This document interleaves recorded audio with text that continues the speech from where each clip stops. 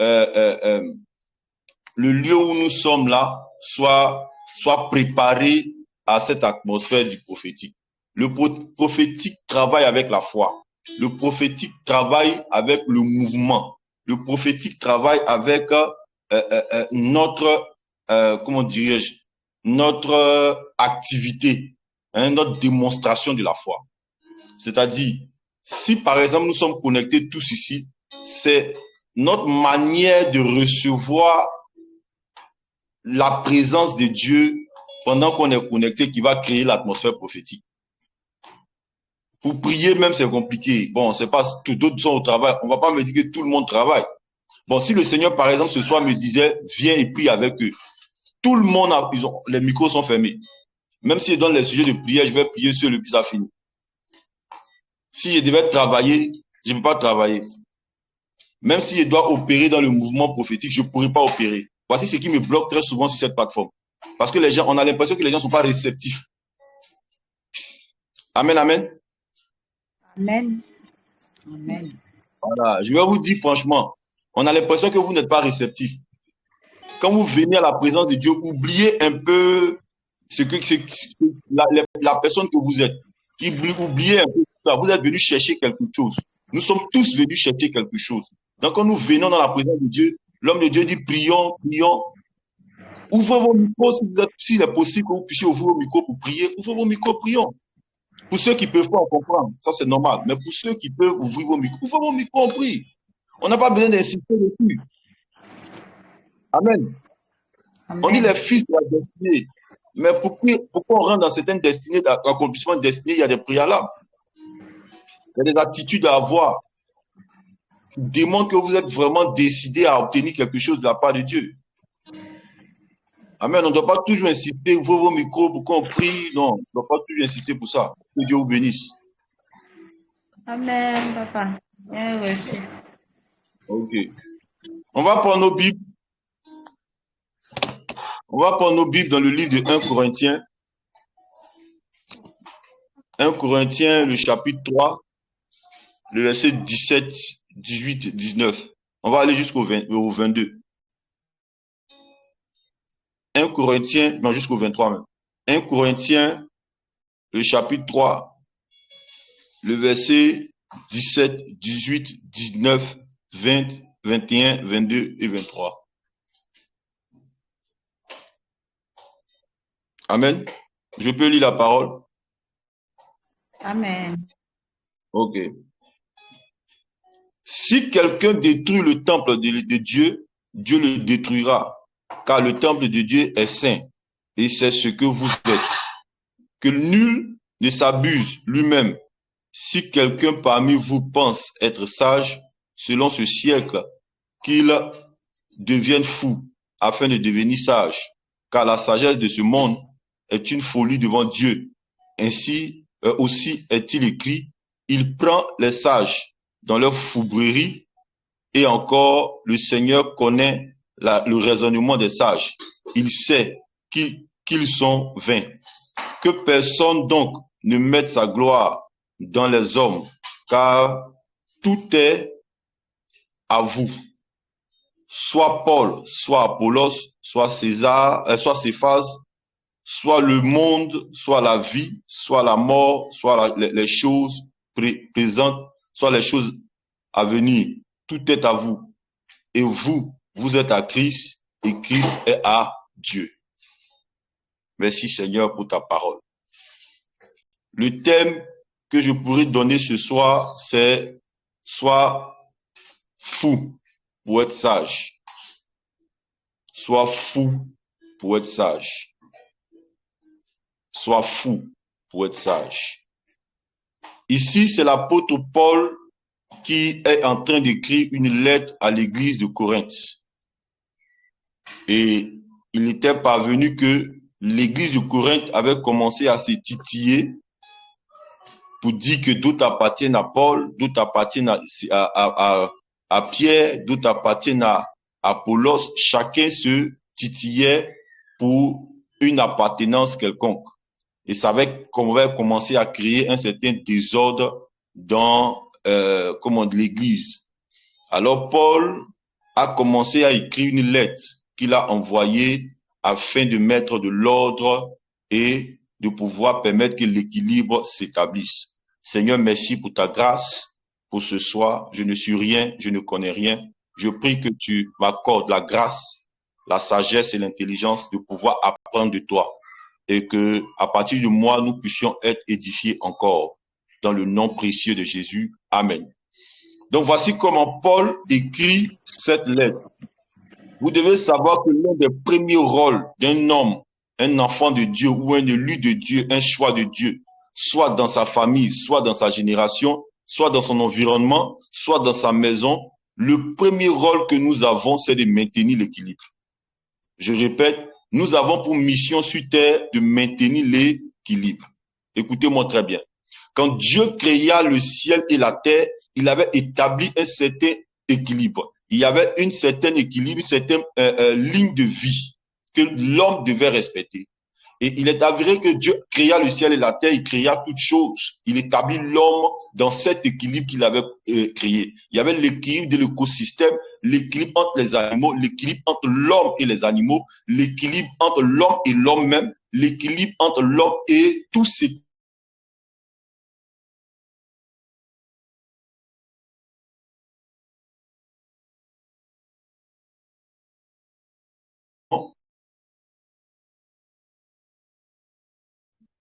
Est-ce qu'on me suit?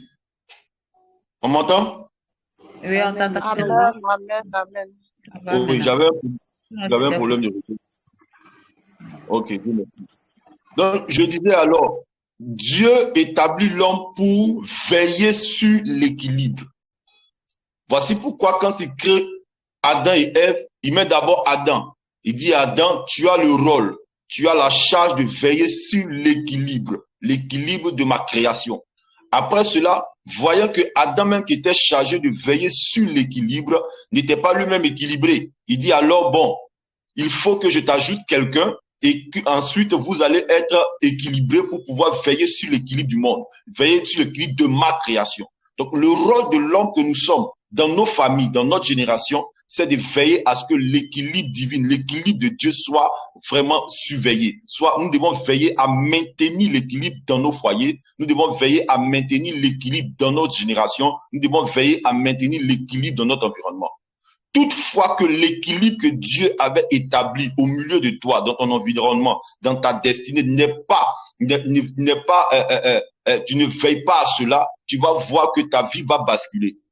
Beaucoup de destinées aujourd'hui sont dans la souffrance, pas parce qu'ils ne font pas l'effort. Le problème, c'est que l'équilibre qui était dans leur vie n'est plus établi. Vous voyez, lorsque le péché rentre dans le monde, automatiquement, l'équilibre qui existait dans le jardin d'Éden bascule. Pourquoi? Regardez, au temps du jardin d'Éden, il y avait ce qu'on appelle les animaux mangeaient, les lions mangeaient avec les gazelles. Les biches mangeaient avec comment on appelle ça? On peut dire les lions. Il y avait la paix. Tout le monde était tranquille. L'homme pouvait trouver la nourriture là où il voulait, il la mangeait. Il y avait un certain équilibre qui était observé. Personne n'allait détruire l'autre. L'autre ne pouvait pas détruire l'autre. Il y avait l'équilibre. Et lorsque le diable rentre, il brise cet équilibre-là, il casse cet équilibre-là, automatiquement, l'homme devient le souffre-douleur. Celui qui était chargé de maintenir l'équilibre devient en réalité le souffre-douleur. Et voici comment Dieu va maudire la terre. Pourquoi? Parce que l'équilibre a été brisé, l'équilibre a été détruit. À partir de là, les lions ont commencé à manger les biches. Comment dirais-je, les serpents ont commencé à mordre. À partir de là, l'équilibre qui existait dans la faune, dans la flore a été détruite. On a commencé à voir des choses qui n'existaient pas. Et la Bible même dit que, quand nous lisons la suite de Genèse, le mal a commencé à s'installer dans le corps de l'homme au point où même Dieu même a commencé à regretter. Mais qu'est-ce qu'il fait? Dieu recrée cette même équilibre dans la barque. Il dit à Noé, construis-toi une barque. Et dans cette même barque, il met les animaux féroces et les animaux herbivores ensemble. Ceux qui devaient manger les animaux ne les mangent pas, mais ils vivent ensemble pendant 40 jours. L'équilibre est établi. Noé était chargé de respecter et d'établir, de maintenir cet équilibre-là. Tu es le seul habilité à maintenir l'équilibre dans ta famille. C'est toi ce qui peut empêcher un sorcier de manger de ta famille. c'est toi ce qui peut empêcher un mystique de venir détruire ta famille. Pourquoi? Parce que Dieu t'a donné la charge de maintenir l'équilibre là où il y a le désordre. Tu es appelé à maintenir l'équilibre dans la destinée de tes enfants. Tu es appelé à maintenir l'équilibre dans ton environnement. Tu es appelé à maintenir l'équilibre même dans ton quartier. Parce que c'est ton rôle. C'est le rôle que Dieu t'a donné. Quand Noé a commencé à surveiller, à maintenir l'équilibre, tant qu'il maintenait l'équilibre dans la barque, il ne pouvait pas y avoir un animal qui pouvait manger un autre. C'était impossible. Tant qu'il maintenait l'équilibre. Regardez, là où la vie de Noé va basculer, c'est où? Lorsque Noé commençait à boire, il avait bu, il était ivre et ses enfants ont couché avec lui, ils ont brisé l'équilibre. Automatiquement, le mal qui devait être éradiqué, le mal qui devait être chassé, a commencé à se réinstaller. Alléluia. Quelqu'un me suit? Amen, amen, amen, amen, amen. C'est fort. Nous sommes appelés à établir l'équilibre. Nous sommes appelés à maintenir l'équilibre. Peut-être que ton père, ton grand-père, ton arrière-grand-père, tes aïeux ont brisé l'équilibre. Mais toi, aujourd'hui, Dieu t'a choisi pour restaurer et rétablir cet équilibre-là. Dieu t'appelle à cela. Oui. Par ta présence, aucun sorcier ne viendra manger une âme de ta famille. Pourquoi? Parce que tu es appelé à être le gardien qui maintient l'équilibre de ta famille. Le jour où Dieu m'a dit, je priais, il m'a dit, mon fils, je ne t'ai pas choisi pour que tu prêches l'évangile seulement, mais je t'ai choisi pour maintenir l'équilibre de ton environnement. Partout où tu passes, s'il y avait, on dit, ce quartier-là, il y a des délinquants là-bas, quand toi tu arrives, tu as la charge de restaurer cet équilibre-là et permettre à ce que ces délinquants ne soient plus délinquants. Oui, tu peux le faire. Peut-être que dans ta famille, on dit non, il y a le célibat atroce, il y a la drogue, il y a les délinquances, il y a ceci, cela dans ta famille. Vu que toi, tu es appelé à restaurer l'équilibre et rétablir l'équilibre dans ta famille, frères et sœurs, tu peux faire ces choses dans ta famille. Voici. Alors, Paul, voyant que l'église commençait à se dégrader, l'église de Corinthe commençait à se dégrader, prit la charge de restaurer l'équilibre, prit la charge de rétablir l'équilibre parce qu'il était appelé à établir cette mission. Et voici comment Paul va commencer à enseigner ce peuple de Corinthe par ce chapitre 3 à partir du verset 17. Il dit, si quelqu'un détruit le temple de Dieu, Dieu le détruira, car le temple de Dieu est saint et c'est ce que vous êtes. Oui. Vous devez savoir que l'une des premières choses à comprendre, à savoir dans l'accomplissement de sa destinée, c'est la connaissance de sa personne. Qui tu es réellement? Qu'est-ce que tu vaux réellement? Si tu ne sais pas ce que tu es, tu ne sais pas ce que tu vaux réellement, frères et sœurs, tu ne peux jamais accomplir ta destinée. Yes. Vérité. Oui. Voici comment Dieu dit, nous sommes un temple. Nous sommes un temple. Quand nous entendons temple, le mot temple fait allusion à ce qu'on appelle un lieu d'adoration, un lieu sacré, un lieu consacré, un lieu où on va rencontrer une divinité. Donc, automatiquement, nous sommes, comment dirais-je, un lieu sacré où Dieu se connecte à l'humanité. À travers nous, Dieu se connecte à l'humanité. À travers nous, Dieu parle à l'humanité. À travers nous, Dieu transmet sa pensée à l'humanité. À travers nous, Dieu agit dans l'humanité. Pourquoi? Parce que nous sommes vus comme un temple. Le temple est sacré. Le temple est pur. Le temple est quelque chose qu'on ne doit pas bafouer. Voici pourquoi Paul commence par dire, si quelqu'un détruit le temple, donc si toi-même tu prends la charge de détruire ton corps par certaines attitudes, par certains comportements, par certaines réactions, par certains modes de vie, automatiquement tu es en train de te positionner comme quelqu'un qui va contre la volonté de Dieu. Et cette attitude-là peut te donner de ralentir ta destinée. Tu es un temple. Tu es un temple. Le juge a su que j'étais un temple ambulant. C'est-à-dire, moi, je transporte Dieu continuellement. Partout où je passe, je dois maintenir la présence de Dieu. Ce jour-là, j'ai compris que mon corps doit être quelque chose que je dois respecter, quelque chose que je dois honorer, quelque chose que je dois consacrer. Le problème de ce que tu vis, c'est que tu penses que ton corps t'appartient. Tu penses que ce que tu es là, c'est pour toi. Non, ce n'est pas pour toi, c'est pour Dieu. Dieu t'a consacré comme temple. Dieu t'a consacré comme temple, comme un dépôt de sa présence. Qu'est-ce que tu fais de ce corps que Dieu t'a donné? Qu'est-ce que tu fais de cette personne que Dieu t'a donnée? Est-ce que je parle à quelqu'un ce soir? Amen. Amen. Amen. Amen. Oui, mais Amen. Amen. On n'a pas encore compris qui nous sommes. Je veux te dire, la première des choses, c'est de maintenir l'équilibre. On ne maintient pas l'équilibre n'importe comment. On maintient l'équilibre en étant un temple. Pourquoi? Parce que le temple continuellement garde la présence de Dieu. C'est dans le temple que le feu s'allume et ne s'éteint point. Oui, et c'est ce feu-là qui maintient la présence de Dieu. Ton corps est un temple de Dieu. Qu'est-ce que tu fais de ce corps? Tu ne peux pas avoir un corps comme temple de Dieu et encore souiller ton corps avec la drogue, avec l'alcool, la cigarette, avec la vie de débauche et consort. C'est que tu es en train d'écarter Dieu. Tu es en train de faire entrer une autre personne. Ton corps est un temple de Dieu. Amen. Tu ne peux pas avoir le corps comme temple de Dieu et puis encore vivre comme si tu vivais comme une personne dans le passé. Non, ton corps est le temple de Dieu.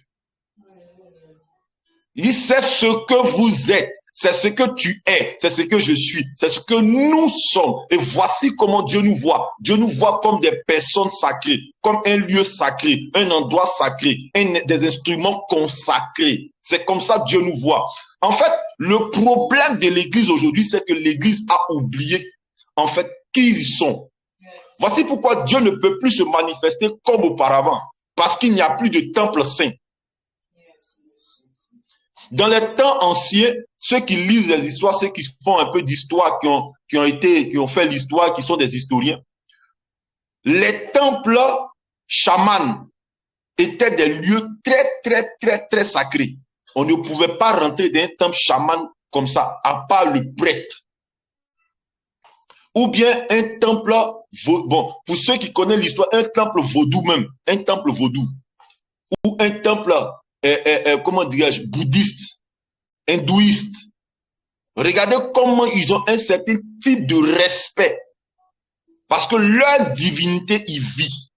Mais toi, tu dis, j'ai l'Esprit de Dieu en moi. J'ai l'Esprit de Dieu en moi. Comment est-ce que toi, tu vis? Voici pourquoi tu prophétises, ta prophétie ne s'accomplit pas. Voici pourquoi tu pries, ta prière ne se réalise pas. Voici pourquoi les démons viennent te chicoter chaque nuit. Les sorciers peuvent manger sur ta tête. Les sorciers bloquent ta destinée parce que ta vie même n'est pas un temple. Parce que quand c'est un temple, la présence de Dieu est continuelle et l'équilibre est maintenu dans ta vie. Alléluia. Amen. Amen, amen, amen, amen. Le verset 18, il disait encore au peuple de Corinthe, il dit que nul ne s'abuse lui-même. Si quelqu'un parmi vous pense qu'il est sage, là maintenant je rentre dans mon message, pense qu'il est sage selon ce siècle, qu'il devienne fou afin de devenir sage. Une parole ou un message un peu confus. Il dit quoi? Si quelqu'un parmi vous pense qu'il est sage, selon ce siècle, qu'il devienne fou. Oh, afin de devenir sage. Qu'est-ce que Paul voulait dire? Comment c'est possible quand on voit un homme sage, un homme qu'on dit sage, c'est quelqu'un là qui ne peut pas être fou. C'est impossible. Mais comment pour que je sois sage, je dois devenir fou pensant que je suis sage? Comment c'est possible? C'est là que je vais entrer. Vous devez comprendre que la dimension de la pensée de l'homme est différente de la dimension de la pensée de Dieu. Pour ceux qui veulent comprendre Dieu, Pour ceux qui veulent comprendre Dieu, doivent se comporter comme des fous devant les hommes sages. Pour ceux qui veulent vivre Dieu, doivent se comporter comme des fous devant ceux qui raisonnent. Parce que le mystère spirituel ne peut pas s'expliquer avec des raisonnements humains. La vie spirituelle, selon Dieu, ne peut pas se vivre avec un raisonnement humain. Il te sera impossible, frère, sœur, de vivre une vie chrétienne avec des raisonnements humains. Il te sera impossible de vivre une vie chrétienne avec ce qu'on appelle trouver des comment dirais-je, les scientifiques, ils ont un mot pour ça là. Ils veulent trouver des... Comment? Maman Blessing, tu avais dit quoi? Des arguments, des preuves, c'est pas ça? Voilà, ils veulent trouver forcément des raisonnements, des preuves, des arguments à ce que nous faisons. Il est impossible. Voici pourquoi. Celui qui vit dans la foi, tu peux lui dire, laisse ce lieu de 13 millions, tu peux dire à quelqu'un qui vit dans la foi que Dieu me dit de te dire de quitter ce travail de 13 millions pour aller faire un travail qui va te payer 200 000. Et celui qui vit la vie chrétienne va laisser le travail de 13 millions et aller faire un travail de 200 000 parce que Dieu lui a dit. Les autres vont lui dire qu'il est fou, mais pour Dieu, il est sage. Quelqu'un me suit? Amen. Amen. Amen. Le problème, c'est qu'on ne peut pas raisonner la pensée ou l'action spirituelle divine. C'est impossible. La vie chrétienne ne se raisonne pas. La vie chrétienne se vit. Et toutefois que tu vas suivre véritablement la parole de Dieu, toutefois que tu vas suivre la volonté de Dieu, les gens vont te prendre comme quelqu'un qui n'est pas intelligent. Ils vont te prendre comme quelqu'un qui est insensé. Parce que pour les hommes, tout doit avoir un résultat. Et surtout pour ceux qui ont la mentalité des Européens. Je causais avec l'une de mes filles. Elle est mariée avec un blanc, un Français d'origine. Français. Le gars, il est marié, il a tout, il travaille, il a des affaires un peu partout. Le blanc est quitté en Europe, il est venu, il a trouvé au Sénégal. Il a épousé au Sénégal pendant le temps de Covid. Covid, là, il a fait 2 ans en Afrique, il est retourné. Quand il est retourné, je ne sais pas comment ça s'est passé, mais elle m'a dit qu'il a présenté la fille là. Je ne sais pas comment ça s'est passé, on a fait le document. Donc, la fille même a une carte de, je ne sais pas comment vous appelez ça là-bas, là, où elle perçoit des indemnités, mais je ne sais pas quoi. Elle ne travaille pas, mais elle perçoit de l'argent et c'est un truc comme ça. Donc, elle est enregistrée dans leur mairie quelque part là-bas. Mais le problème, à 3 reprises, ils ont demandé une demande de, comment on appelle ça, de visa pour qu'elle quitte le Sénégal pour aller en France. 3 reprises, ça a échoué. Première fois, ils ont perdu les papiers. Eux-mêmes, l'ambassade même a perdu les papiers. Ils ont fourni d'autres papiers. Ils ont trouvé des arguments. La 3e fois, ils sont partis encore. Ils ont rejeté le dossier. Lui-même, il ne comprend pas ce qui se passe. Il n'arrive pas à discerner. Il dit, mais c'est possible que tout est fait pour qu'elle puisse venir. Mais qu'est-ce qui peut se passer? Sa femme lui a dit, voyons le volet spirituel des choses. Il dit non, que beaucoup de personnes échouent. Il a commencé à trouver des raisonnements. Elle est venue me voir, je lui ai dit, ma fille, il y a un problème spirituel caché derrière ça. Ton mari ne peut pas percevoir parce qu'il réfléchit avec la sagesse des hommes. Vous voyez un peu. Toutefois que tu veux vivre une vie chrétienne, tu ne peux pas la mener à bien si tu n'es pas fou aux yeux des hommes. Yes. Oui, si tu n'es pas fou aux yeux des hommes. Comment se fait-il que tu veux expliquer le fait? On dit non, quelqu'un me disait, mais comment Dieu, qui est Dieu dans les cieux, qui devient homme, qui devient fils, comment vous pouvez expliquer? Je lui ai dit, si tu veux comprendre avec le raisonnement des hommes, on va t'emmener à un asile de fous. Faut pas chercher à comprendre. Suis comme un fou. Laisse tout ce qu'ils vont dire à côté. Toi, suis seulement. Dis, pasteur, c'est trop compliqué ces choses. Il n'y a rien de compliqué. Ne réfléchis pas. Si tu veux réfléchir avec les choses de Dieu, tu vas devenir fou. Alléluia. Amen, amen. Amen, amen, amen, amen, amen. C'est fort, c'est fort. Voici pourquoi le verset 17 dit, si quelqu'un détruit son temple, le temple de Dieu, Dieu le détruira, car le temple de Dieu est saint et c'est ce que vous êtes. En fait, le problème, c'est que toutefois que tu voudras vivre comme la sagesse humaine le demande, c'est-à-dire vivre comme un homme ordinaire, tu ne pourras pas être un temple de Dieu. C'est impossible. C'est impossible. Chers sœurs, chers frères, nous devons commencer à réaliser que notre manière de penser doit changer. Le problème de ton miracle, c'est que tu cherches des raisonnements scientifiques. Tu cherches des calculs scientifiques à ta maladie. Et puisque tu cherches des trucs scientifiques, tu ne peux pas croire qu'une simple prière, tu es guéri, peut te guérir. Celui qui est fou devient sage devant Dieu. Il y a une dame, on va donner le témoignage d'une dame qui avait goitre. Quand mon père spirituel m'a donné ce témoignage, j'ai ri jusqu'à j'ai dit waouh, quel niveau de foi.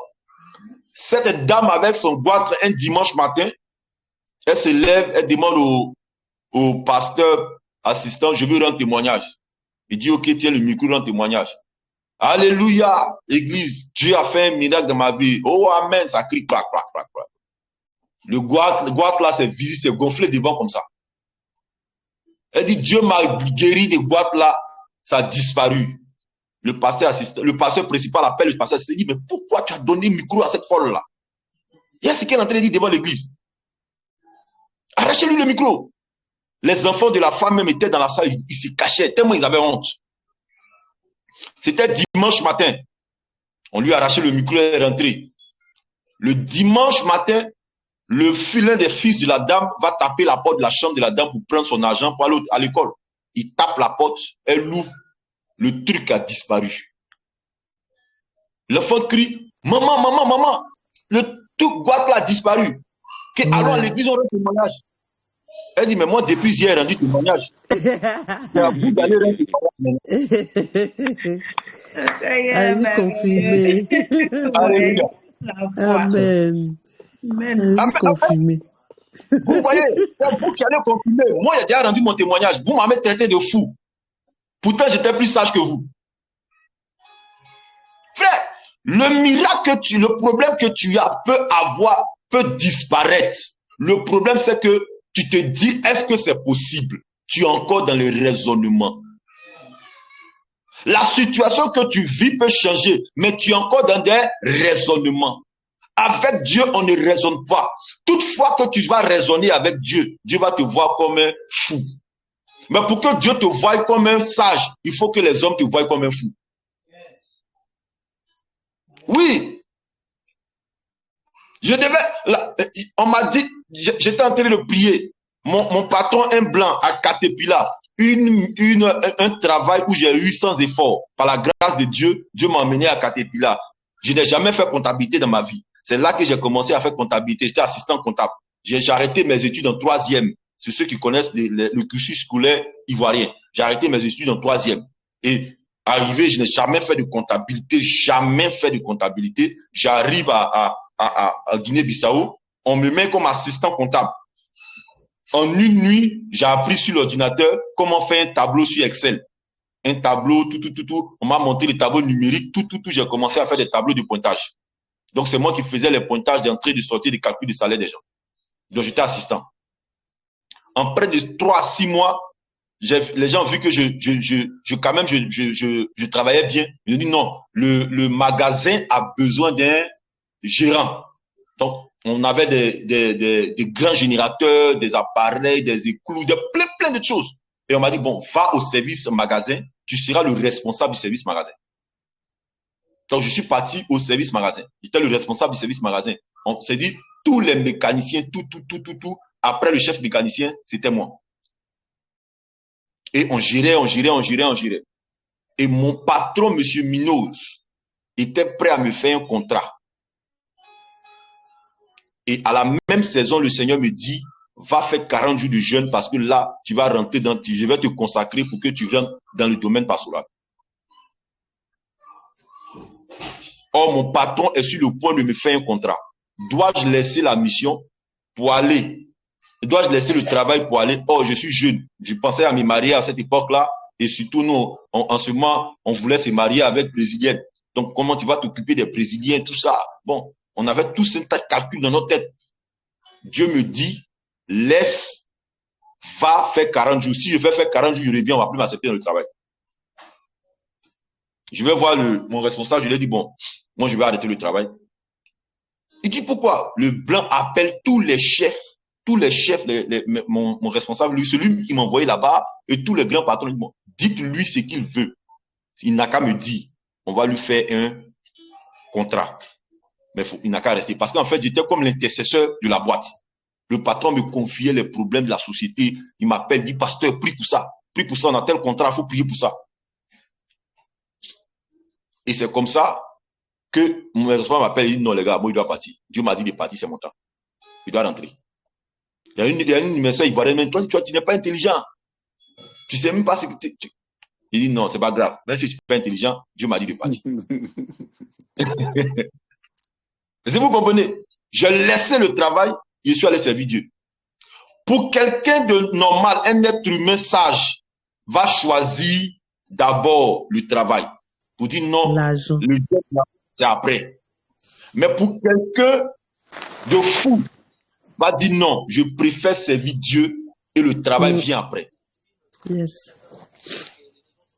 Voici comment on ne peut pas comprendre les choses de l'Église. Ne lapidez pas tout ce que vous voyez. Tu ne peux pas comprendre avec ton intelligence. C'est spirituel. Ne confondez pas les choses. Si tu n'as pas eu le discernement de savoir si c'est bon ou c'est mauvais, tais-toi, ne parle pas, sinon tu vas t'attirer une malédiction. Oui, je vous le dis, n'accusez pas les gens uniquement parce que vous ne savez pas, vous n'avez pas la sagesse de Dieu. Si vous n'avez pas comment dire, le discernement, taisez-vous, ne parlez pas. Amen. Parce que tu es en train de devenir sage aux yeux des hommes et fou aux yeux de Dieu. Parce que tu es en train de plaire aux hommes et tu es en train de tu te feras détester de Dieu. La Bible dit qu'il y a un seul péché qui est impardonnable, le péché contre le Saint-Esprit. Je peux poser une action bizarre. Quelqu'un va me dire, mais est-ce que vous avez lu l'histoire des hommes de Dieu de l'Ancien Testament, les prophètes de l'Ancien Testament? Aujourd'hui, ce que vous voyez là, c'est peut-être comme c'est médiatisé, vous pensez que ce sont des bêtises. Les prophètes des Anciens Testaments, le gars, il mangeait des déchets. Dieu lui dit, mange déchets. Il dit au Seigneur, je ne peux pas manger les déchets humains. Dieu dit, bon, mange les déchets des bœufs. Simplement pour faire passer un message. Quelqu'un, Dieu lui dit, va marier une prostituée. Les prophètes du temps. Est-ce que vous comprenez la sagesse de Dieu? Donc, ce que tu ne sais pas, ce dont tu n'as pas eu la grâce d'avoir le discernement de comprendre, il ne faut pas lapider. Tais-toi. Est-ce que je parle à quelqu'un? Amen, amen, avance. Amen. Amen. Tais-toi. Parce que tu seras en train d'attirer une malédiction sur ta vie. Tu seras en train d'attirer une malédiction sur ta vie. Non, j'ai vu tel serviteur de Dieu faire ça, c'est du fétichisme, c'est du... Oh frère, si tu n'es pas convaincu de ce que tu dis, tais-toi. Créole portugais dit fecha a sua boca. Fica calado. Tranquille. Et regarde avec tes yeux. Beaucoup de chrétiens s'attirent des malheurs en voulant être sages aux yeux des hommes. En voulant raisonner. pensant qu'ils ont la sagesse, pensant qu'ils ont la connaissance. Les hommes d'avant faisaient des choses folles, des choses insensées, parce que les hommes ne pouvaient pas comprendre, c'est Dieu qui demandait. C'est Dieu qui demande. Comment quelqu'un va quitter son palais royal, marcher pendant combien de 40 ans dans le désert? Parce que Dieu lui demande. Est-ce que vous pouvez comprendre ça? Dieu t'a dit certainement ta destinée va changer à partir d'une action. Mais tu as raisonné, tu as voulu raisonner. Tu dis non, et c'est ça là, c'est Dieu qui me parle. Tu as perdu la grâce. Tu as perdu cette opportunité. Dieu peut-être a dit que le déblocage de ton mariage ou le déblocage de ton voyage ou le déblocage va se trouver dans une petite action. Lève-toi, prie à telle heure, viens, sors, dis simplement Alléluia. Tu dis, oh, je suis fou, bien sorti le matin pour dire Alléluia. Tout le monde va me regarder, tu raisonnes, tu as perdu la grâce. Le simple fait même que le pasteur vous dise, ouvrez vos micros, priez. Vous dites, oh non, maman, non, je ne peux pas, vous entendez ma voix. Est-ce que tu sais pourquoi il t'a dit d'ouvrir ton micro? Il y a beaucoup de personnes qui ont perdu leur conjoint. Pourquoi? Parce qu'arrivé dans l'église, le service doit t'a dit, assieds-toi ici. Tu n'as même pas eu la sagesse de savoir si c'est Dieu, mais tu as commencé à raisonner. Pourquoi je vais m'asseoir là? Parce que tu as voulu être trop sage. Tu as perdu l'homme. Les gars, les choses de Dieu ne se discutent pas. Les choses de Dieu ne se raisonnent pas. Les choses de Dieu s'appliquent. Point. Terminé. Oui. Ne cherche pas d'excuses ni de raisonnement parce que tu seras en train de devenir trop sage aux yeux des hommes. Il y a des personnes tellement pour plaire aux hommes, pour montrer ils défient même les choses spirituelles. Verset 19 dit, car la sagesse de ce monde est une folie devant Dieu. Aussi, il est écrit, prends les sages dans leur fourberie. Verset 20, et encore, le Seigneur connaît les raisonnements des sages. Verset 21, que personne donc ne mette sa gloire dans les hommes, car tout vous appartient. Écoutez-moi, je vais finir là. J'ai compris beaucoup de choses dans ma marche chrétienne. Je ne suis pas vieux dans ma marche. Je n'ai pas d'années. Je n'ai pas d'années, longues années dans le ministère. Je n'ai pas une grande connaissance des choses spirituelles. Mais le peu que je connais là m'a fait comprendre certaines choses avec le Seigneur. Je ne sais pas ce que tu veux, tu attends de Dieu. Mais tout ce que Dieu va te dire, fais-le. Ils n'ont qu'à dire tu es fou. Ils n'ont qu'à dire tu n'es pas intelligent. Quand je partais jeûner, je faisais les longs jeûnes. Il y a une femme brésilienne, je sortais d'un 40 jours de jeûne. Toute ma peau était quittée sur moi. J'étais devenu mince. On dirait quelqu'un qui est sidéen. Elle m'a approché, elle m'a demandé, tu étais où? Tu es malade? Depuis là, je dis non, je n'étais pas malade. Que je suis allé prier. Elle dit, mais pourquoi?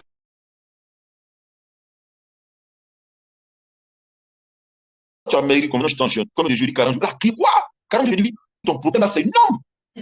Je dis non, j'avais juste voulu entendre Dieu voir Dieu. Elle me dit, mais chez nous là, si on fait 40 jours, c'est que c'est la mort qui est derrière. On ne peut pas faire 40 jours. Les gens pensaient que j'étais fou. D'autres pensaient que je n'étais pas intelligent. D'autres pensaient que non, lui là même là. Non, je savais ce que je faisais. Donc que les gens pensent que tu es folle si tu pries avec les fils de la destinée. Que les gens pensent que tu n'es pas intelligent ou intelligente si tu pries avec les fils de la destinée. Que les gens pensent que tu perds ton temps. Oui, dis, je préfère perdre mon temps à l'église. Je préfère perdre mon temps dans la prière. C'est ce que beaucoup ne veulent pas entendre aujourd'hui. On te dit, prie, le Seigneur va débloquer certaines situations. Tu dis, comment c'est possible? J'ai prié seulement, puis les choses vont se faire. Tu commences à raisonner. Donc, je préfère courir. La Bible dit, écoutez-moi, Matthieu 6,33, voici le verset le plus bizarre au monde et tout le monde ne veut pas comprendre ça. Tellement c'est simple. La Bible dit, cherche premièrement le royaume des cieux Et tout ce pourquoi tu souffres là, ça va te donner. Mais tellement le verset est simple, Et Jésus. tellement c'est simple, on ne peut pas croire ça. On se bat d'abord. On dit préserve le dimanche. Les choses de Dieu, là, mets ça d'abord devant. Et après, Dieu va mettre ce que tu cherches là devant toi. Tu dis non, je préfère mettre les choses que moi je cherche là d'abord. J'ai souffert, chercher l'argent. Dieu dit, il ne faut pas souffrir. Voici la solution. Tu dis, je préfère souffrir.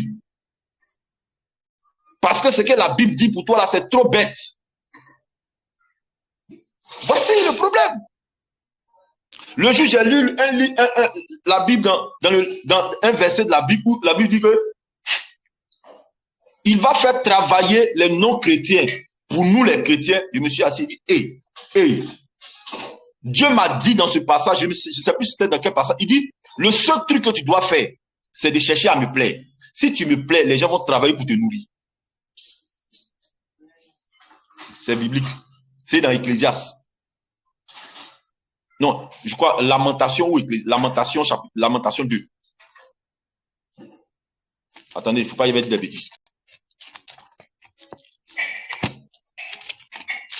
Je cherche ça rapidement. On parle de Lamentation, on va aller dans Ecclésiaste.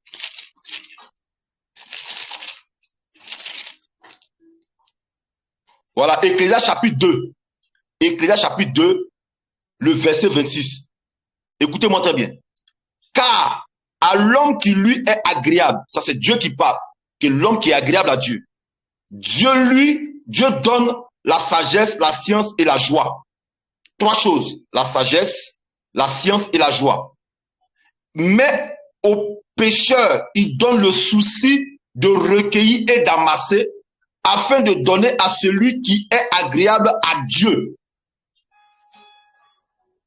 Est-ce que vous avez compris ce passage-là? Amen. Il y a des gens qui sont connectés. Bishop, est-ce que les gens sont là? Amen. Donc, je vais relire le passage. Écoutez bien le passage. Car à l'homme qui lui est agréable, Dieu donne la sagesse, la science et la joie. Mais au pécheur, il donne le souci, l'inquiétude, la charge d'amasser, de recueillir, afin de donner à celui qui est agréable à Dieu. Écoutez, le verset est tellement simple qu'il paraît irréalisable. Comment quelqu'un, parce que je plais à Dieu, va travailler pour moi? Il aura la charge de payer ma facture, le souci de nourrir, le souci de s'occuper de ma famille. C'est trop simple. Ce monde-là, on dirait que c'est impossible. Ce monde-là, le raisonnement et la sagesse des hommes va te dire que c'est impossible. Mais la sagesse et la folie pour les hommes et la sagesse pour Dieu va te dire, mon fils, plais-moi. Ton rôle sur la terre, c'est de me plaire. Si tu me plais, je vais mettre ton poids, ton souci dans le cœur de quelqu'un. Ce n'est pas moi qui ai dit. Ce n'est pas l'apôtre Éloï qui a dit. C'est la Bible qui m'a dit ça. Depuis le jour où j'ai découvert ce verset, je dis, Seigneur, mon travail sur la terre, c'est de te plaire. Ton travail, c'est de me nourrir. Ton travail, c'est d'envoyer les gens qui vont me nourrir. D'autres qui n'ont pas la sagesse diront, mais tu es pasteur, les pasteurs doivent travailler. Va chercher travail. Pourquoi tu attends? Mon travail, c'est de plaire à Dieu. Il y a trop. Regardez comment les païens vivent. Ils prennent l'argent pour mettre dans des bêtises. C'est à ceux-là que Dieu dit, il va mettre ton souci dans leur cœur. Ils vont travailler pour s'occuper de toi. Toi, ton rôle, plaît à Dieu. Voici l'une des clés de prospérité. Mais on veut tellement être sage. On est tellement raisonneur, inquiet, on calcule, on réfléchit. J'ai arrêté de trembler et de fatiguer mon cerveau le jour que j'ai compris que ce passage. Non, j'ai arrêté, frère. Les choses simples de la Bible sont telles, c'est-à-dire, les vérités sont tellement simples, mais tellement on est habitué au raisonnement, on les trouve difficiles, on les trouve impossibles à être réalisés. Est-ce que tu sais que si je te dis tout à l'heure, au nom de Jésus, tu es guéri du cancer, de la maladie que tu as, tu seras guéri? Est-ce que tu sais? Aïe, amen. Il a guéri. Amen. Quelqu'un va dire, Jésus dit a guéri même. je n'ai pas bu comprimé, tu n'as pas bien bu, tu n'as pas bu de l'eau.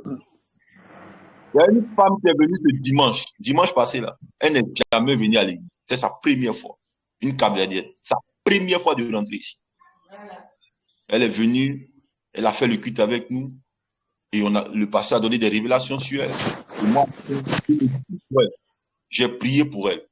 Elle avait un mal de ventre de 21 ans. 21 ans. Elle souffrait de ce mal de ventre. Elle a fait tous les examens.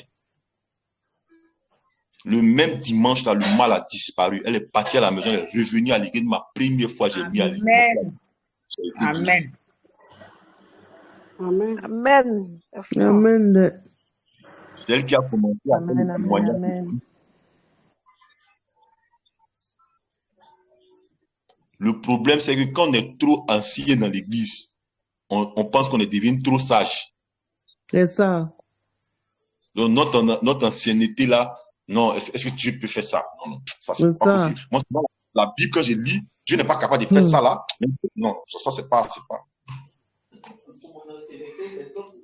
Il y a la folie pour Dieu. Église, changeons de dimension. Église, commençons à devenir fous. Arrêtons de raisonner sur les choses spirituelles. Arrêtons de raisonner. Est-ce que quelqu'un de normal va passer toute sa nuit en train de prier sans dormir? Quelqu'un de normal va faire 3 jours de jeûne sec sans manger, sans boire? Est-ce que c'est normal? Toi, tu es petit jeune. J'ai un frère, un cousin qui avait signé un pacte, les trucs qu'on met sur les Facebook là, les Illuminati, il était rentré dans un secte comme ça. Et il était rentré, il a commencé à grandir dedans. Le gars, il te fait 3 jours dans la chambre, sans manger, sans boire. 3 jours. Parce qu'il était rentré dans un environnement où moi aussi, en ce temps-là, c'était son pouvoir contre mon pouvoir. Mon cousin est sorti de sa chambre en transpirant. Il dit, quand il prie, mon lit se soulève. Tu fais comment? Il dit, toi, tu fais comment? Puis l'île là se soulève. Si vous comprenez, donc le raisonnement que nous on a là, c'est ce qui nous ralentit. Le mystique dans sa pratique mystique ne raisonne pas. On lui dit va boire sang à 4 heures au milieu de la route, il boit du sang à 4 heures au milieu de la route. On dit va dormir dans le cimetière, il se lève, il dort dans le cimetière. Nous on te dit de faire jeûne 2 jours, 3 jours, si je fais jeûne là, mon ventre, j'ai ulcère des burilis, j'ai ulcère d'estomac, fait jeûne là, ça me fait me brûler dans le ventre. Mais Dieu t'a vu puis il dit fais jeûne là. Et ils ont tellement mis dans la tête des gens, non, maintenant, nous on a peur de donner des instructions aux gens. Parce qu'on raisonne. La dame n'a pas raisonné, je lui ai dit tu es mal, elle dit viens. J'ai simplement imposé les mains, paf. Moi-même, je n'ai rien fait. Moi-même, je ne savais même pas que tu allais faire quelque chose. Elle m'a témoigné, pasteur, ça fait 21 ans que je traîne ce mal. Elle est venue embrasser tout. C'est-à-dire, elle fait accolade à tout le monde dans l'église. Le culte est fini, elle est partie à la maison, elle est revenue. Hein. Tout ce qu'elle croise, elle fait accolade sur moi. Elle dit, je suis contente, puis elle pleure. Où es-tu, chrétien? Pourquoi tu réfléchis trop? Tu raisonnes trop.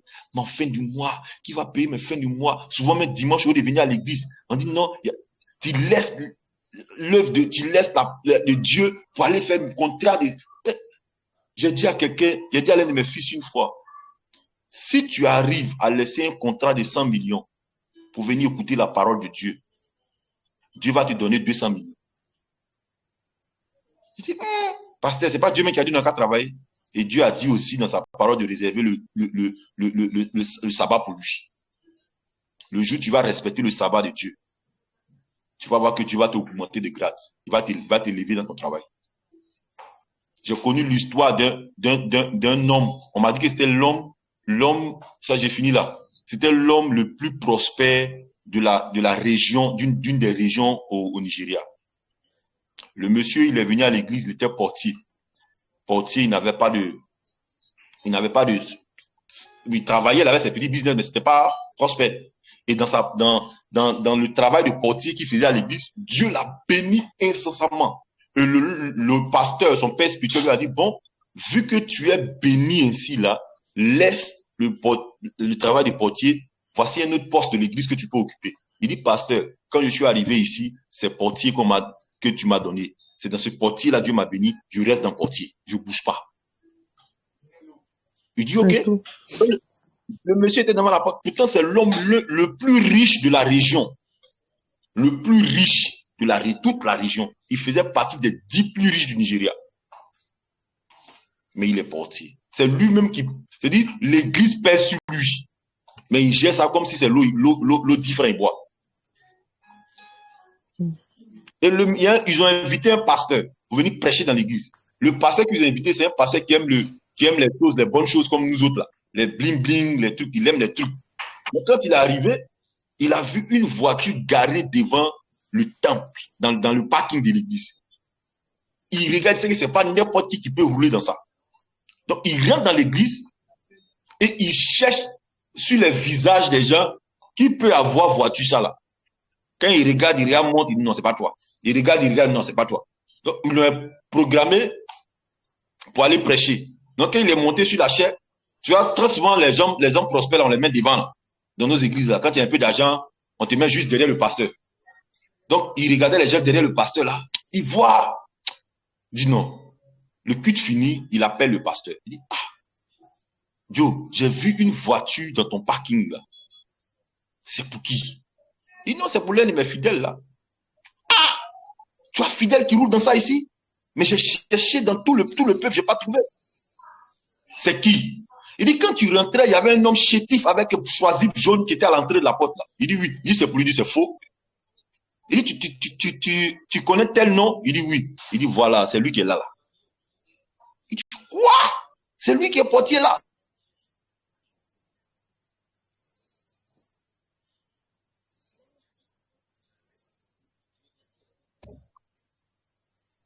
Amen, amen. Amen. Pour quelqu'un qui raisonne, il va dire non, moi je ne peux plus être portier.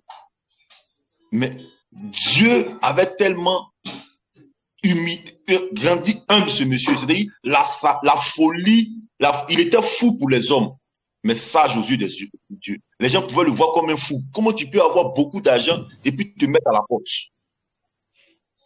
C'est ça, servir Dieu. Le vrai service de Dieu, c'est d'être fou aux yeux des hommes et être sage aux yeux de Dieu.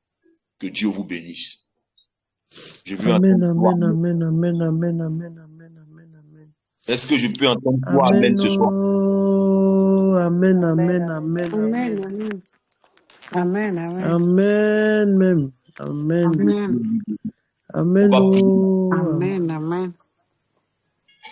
Tu vas prier le Seigneur. Tu vas dire à Dieu qu'il t'apprenne à être fou aux yeux des hommes. Qu'il t'apprenne à raisonner comme un homme, mais qu'il t'apprenne à penser comme lui, Dieu. Prions ensemble le Seigneur. Jésus, je bénis ton nom, papa. Oui. On a fait ça, nous a chassé. Je bénis ton nom, papa éternel, jusqu'au point de poser la question si on était, il y avait une malédiction qui nous fatigue. Oh, c'est toi qui faisais ça. Mais je te dis merci pour ton amour, pour ta grâce. Béni sois-tu, toi qui as bâti toutes choses, Seigneur. Oui, merci, Seigneur éternel, Dieu de gloire, de confirmer ma pensée que je n'arrivais vraiment pas à expliquer. Merci, Jésus. Il y a beaucoup de questions que je me pose. Je dis, mais pourquoi c'est comme ça quand j'arrive dans des communautés? Pas pourtant, c'est toi qui fais ça. Je te dis merci. Je te dis merci. Je bénis ton nom, papa. Je te rends toute la gloire que tu mérites, Père, parce que tu es Dieu. Béni soit-tu toi qui appartient toutes choses, papa. Gloire à toi, Père. Merci, Yeshua Amashia. Au nom puissant de Dieu. Agis, Père, au nom de Jésus-Christ. Amen. Que Dieu vous bénisse. Bishop, voilà, je te rends l'antenne. Prophète. Merci, il est là. Est-ce qu'il est là? Je suis là, mais il y a grâce qui me fatigue. Tu peux continuer? Comment? Tu peux continuer à gérer le temps des prières. Il y a Papa Brice qui est là. Ah oui, le Père. Il y a grâce qui est en train de me fatiguer là.